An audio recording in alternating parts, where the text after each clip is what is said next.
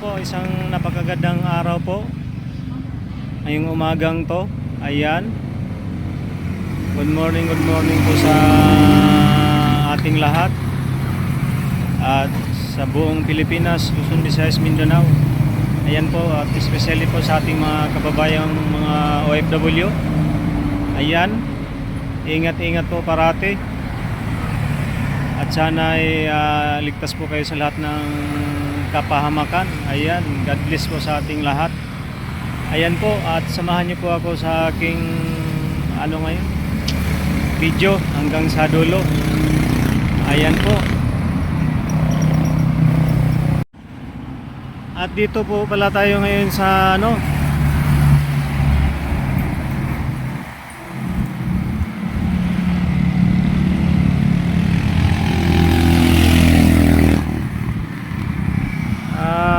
Baras Rizal Resort.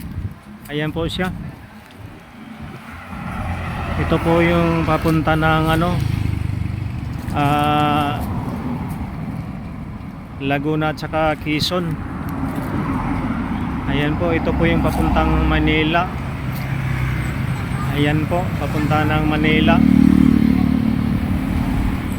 Ayun. Ito po may puno ditong kawayan. Ayan. Tara, may buko doon. Kami bibili ng buko. Ito kasama ko po yung aking pamangkin. Ayan. Bibili po kami ng buko. Ayan po.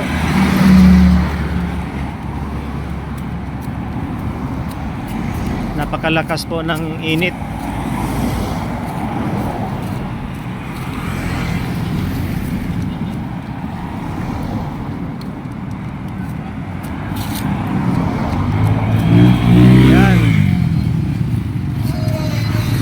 At doon po, diyan, yan. Dami pong puno. At diyan po may buko. At dito po kami pupunta. Ayan po.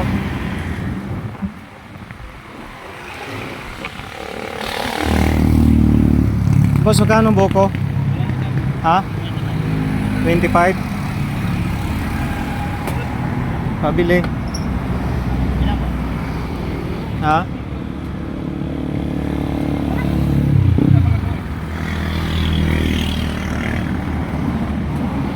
bakit tayo magkatingi tayo dito sa Ha? Hindi ah? Sige, ingat. Yan po, at pabalik na kami. Pasok. Ayan.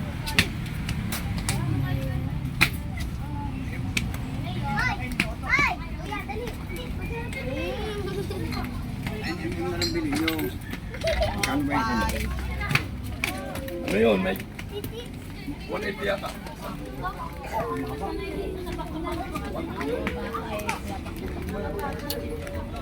Papasok na po kami. Ayan po.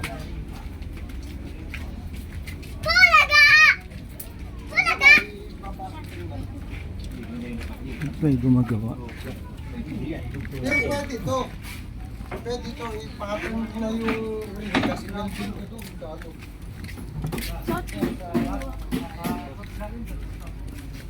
Ayan po, may gumagawa ng bahay. Ayan. Sino yan dyan? Ha? Nandito na po kami sa bahay ng pinsan ko. Ayan, naka-hollow blocks na po pala itong gilid. Pero hanggang dyan lang. Tapos yung dun sa taas, wala na.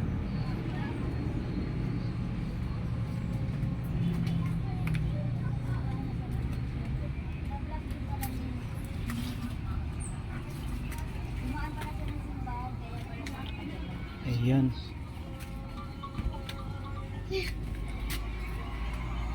Ayan po ang taas.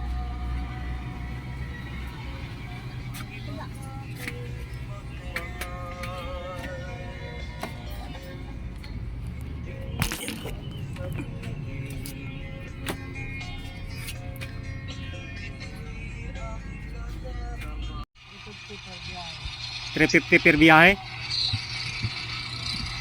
Tapos magkano nun sa isang linggo? Mga 1.8. Ano? Labas ang bali. 1.7 lang. 1.7. 1.7 lang yung linggo-linggo inuuwi mo. Hindi pa, nung nakaraang ano, Sabado, ang sinahod 375. 375 nung nakaraang linggo. Tapos nung itong dumating naman na Sabado, may 2 linggo na, Oh. ang sinahod naman ulit 340 pababa. Ba't ganun? Depende kasi sa biyahe nila. Ako minsan wala kayong biyahe. Oo. Nakabiyahe ng Depende sa malayo, may 350, merong 300. Yung ganun. Hindi ako naka-stretch ng biyahe. Gawa na namatay sa tatay. Gawa nung namatay yung tatay mo. Nung nakalipas na buwan. Eh paano yan yung ano nyo? Yung 4 yung anak nyo. Ito yung pangilan to? Pangatlo. Pangatlo, tapos ito yung bunso. Oo. Si Juliana. Julia. Grade 3 to. Yan, grade 5. Eh paano pagka ganyan yung inuwi nyo? Wala, baon sa utang. Utang sa tindahan. Minsan di nakakapasok. Lalo na yung 2 high school ko, laging na absent. Kasi Talaga? kulang talaga. Eh, 300, saan mo kakarating yun? Wala pang bigas yun. Sus, Diyos ko. Napakababa talaga na yun, sinasahod yan. Tapos yung Ay, yung bahay pa namin din yan. Tapos yung bahay nyo, ito, hollow block na yung gilid. Tapos yung dito, yung doon sa ano, hindi ko na market kasi baka mamaya malaglag ako sa hagdanan eh. Sa taas. Hindi ito inyo? Ano yan, sa kabilang ano, Sa kabila to? binakuran na lang yung pader yan. Dinikit lang namin yan dyan. Kaya sabi ko, Diyos ko po, pagka bumagyo pa, baka matuluyan. Hindi, yung ano bahay. kayang kung doon magkasama tayo kasi paano yan, aalis din ako doon pagka sakaling tawagan ako. Mababa doon. Ha? 480 ka mo. Walang kain. Walang allowance?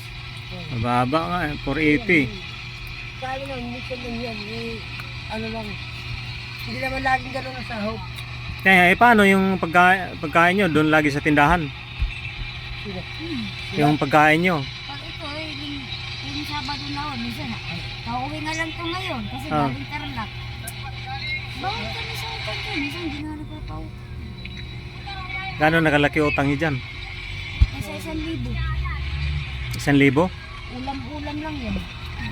Sus, grabe. Eh ako wala din ako ngayon dahil nagbayad din ako sa utang ko sa pamasahe sa probinsya. Tapos yung ano, yung nagbayad din ako kay nanay.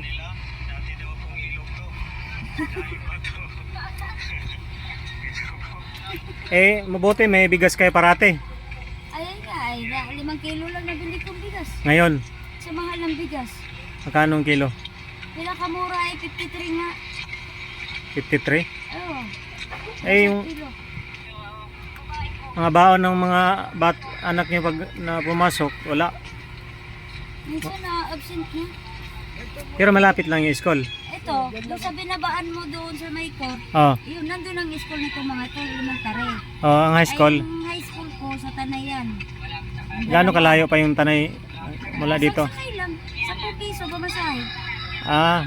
So ibig sabihin, Lang. malapit-lapit lang. Oo. Ay, binibigay ko nga lang dyan sa mga yan, tig 50 bawat isa. Pamasahean pa yun. Paano tong ano nyo? Bubong nyo pagka malakas ang ulan? Ayan o, may sahod. May sahod. Ayan o. Ayun po. Ha? Ayan. Ito pa, namamayong. Ito at saka itong payong. Oh, batulong rin yan dyan. Yan. Ayan. Pangalay po. Basa to dito. Ito yung dalawa, magkapatid tong dalawa. Oo. Pangalawa yan. Sinong panganay dyan? Ito po. Ayan ang panganay yan. Umiinom po. Umiinom yung pangalawa to. Oo. Ito yung mga high school na. Oo, yan. Parehas grade Tumingin 10. dito. Parehas grade 10? Pang-abot. Ganon? Kasi yung panganay ko, grade 1 siya, nabangga kasi yan dyan sa highway Grade Oh? 1 siya nun. Kaya, pinatigil ko, baka bakit batukan sa ulo, ay bawal. Talaga? Buti hindi ganun ang ano. Kaya inabot yan itong isa. Dapat yan ay ano na yan, grade 12 na dapat yan ngayon. Ito. Kasi magsa-17 na yan Ano pangalan nito? Panganay? Omar. Jomar. Yung pangalawa? Joel.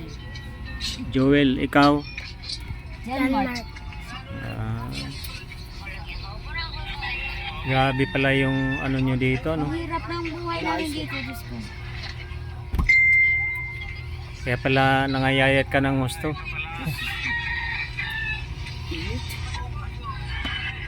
Dinownload na. Dinownload na niya.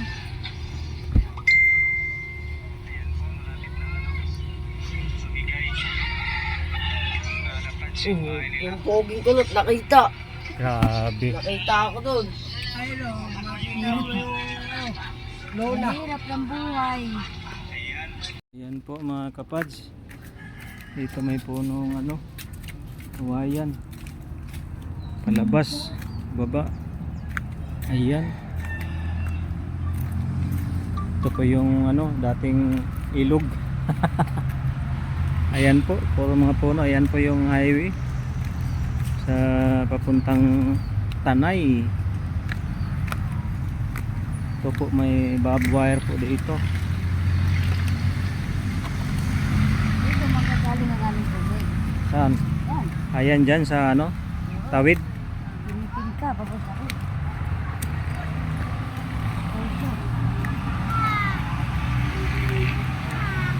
Ayan po. Ha?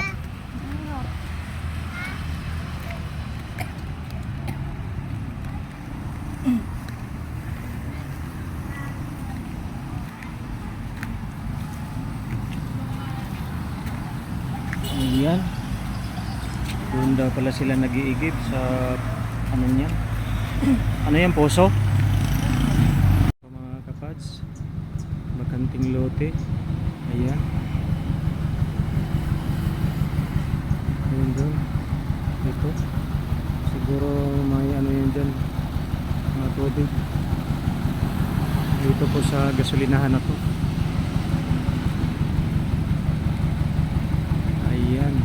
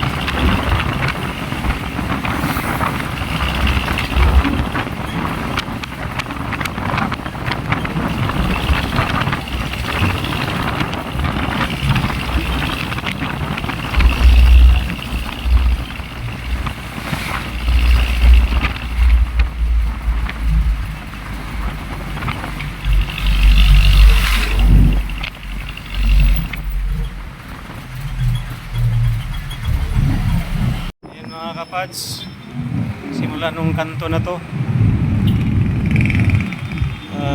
sa Antipolo, ayan, galing highway, Shopwise, Jollibee. Ayan, napakalaki yung Shopwise. At ito 7-Eleven. Ayan, may Pizza Hut po dito at saka ano, KFC. Ayan po, ang napaka lawak po ang ano, Shopwise simula sa kanto. Diyan po mayroong ano, True Value. Ito po yung kalsada na ito ng mga pads sa ano, sa papuntang simbahan. Ayan.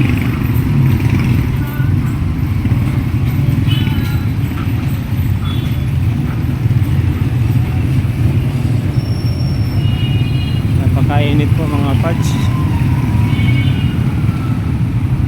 Yan po silang lang bumaba. Yan po, malawak po sa loob. Ayan. Yan po si ate.